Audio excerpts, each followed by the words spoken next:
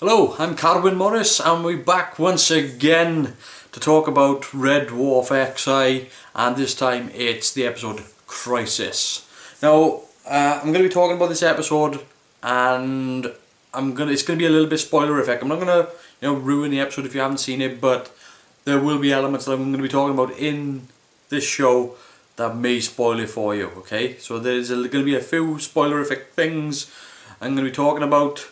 So if you haven't seen it, you might want to give it a miss. Otherwise, let's talk about Red Dwarf Krysis. And I'm going to kick off by saying I thought this episode was better than last week. I thought it was tackling more interesting ideas. I thought that even though it wasn't too different from what we've already seen before in previous episodes of Red Dwarf, I actually preferred it. I actually preferred it particularly to last week's episode. I think we've already seen that, it's done and it's gone. So the episode is essentially about Kryten having a midlife crisis, and the jokes that they started putting in there about Kryten's midlife crisis, I felt were pretty good. I've got to say, I thought that him exchanging his old shell for a new one, this bright red, sort of, it's like buying a sports car. Or something for a midlife crisis. I just thought it was quite well done. It was handled very, very well. Also as well, I like the fact that when Kryten is talking about the universe and the existence and the absurdity of it, and when he starts talking about Silicon Heaven and the religions that form around it, and the absolute absurdity of fighting over these things, and it was a little bit on the nose for what's going on in today's society, but I think it's a valid point. I think he makes quite a valid point there. If I had to say what I didn't like about this episode overall, I would say that I thought this episode was loaded, like just story after story after story. It was just crammed in there. There were essentially 3 different story ideas going on at the same time. You have Kryten with his midlife crisis, you have the story where they meet another mech, and you have the story of them discovering the intelligent universe. So each one of those by themselves would have made an episode. I didn't feel the need of adding these extra elements into the story at all. I don't think it added anything to it. I think that exploring one line of these stories would have been far more beneficial to the show as a whole, and it would have told a much more rounded story. That's all it is. By splitting off into these different storylines, you can't really tell a rounded story in 22 minutes. Standout things for this episode, I would say, is Dominic Coleman, who played Butler in the episode. I thought he did a great job. I thought his delivery of that character I thought was spot on. He was pretentious but playing it down. So he even though the character was a little bit pompous, there was still something about the character that was sort of kind of likable. Another thing in the episode as well is that I actually found myself siding with Rimmer. Rimmer says something along the lines of why don't we take him back to Red Dwarf, try to get him to join the crew. Yeah, why not?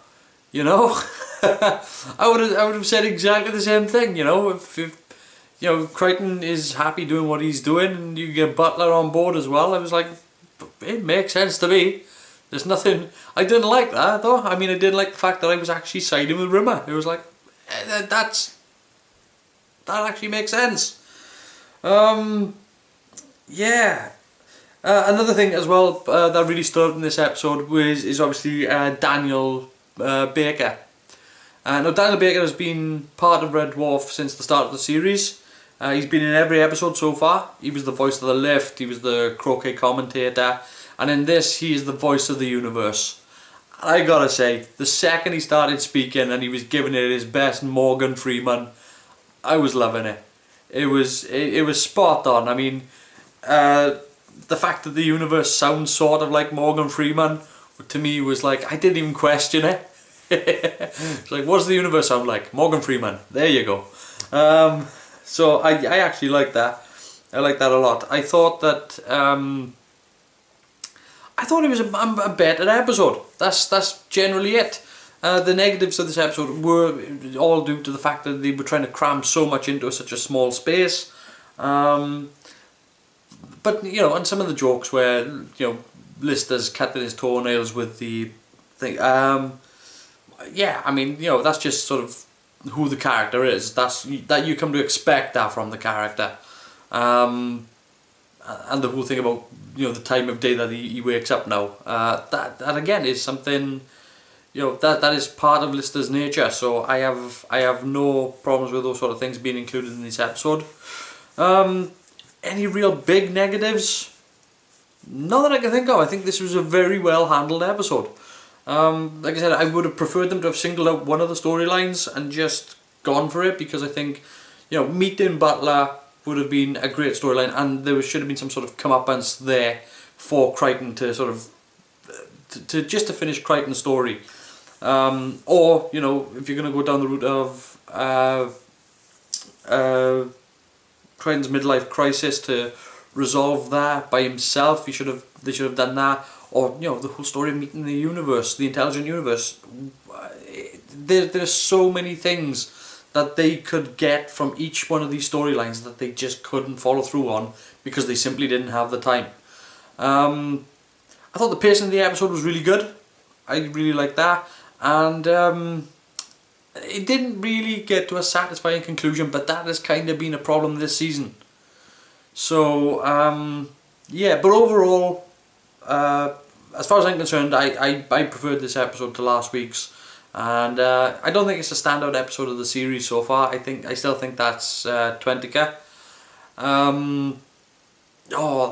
Wait a minute. No, I'm going to say 20k, just because of the whole Technobabble speech. But we've still got another episode left to this series, and I'm just hoping that it can just you know, build to the climax. I'm hoping that we're done with a lull, which, as far as I'm concerned, is Officer Rimmer. So there we are. That's what I thought of this episode of Red Dwarf. All good, I think. You know, lots of positives to take from it. So there you are. Feel free to like and comment on this video, subscribe to this channel, go over and join me on Google Plus. Over there. But until next time, I'll see you later, guys.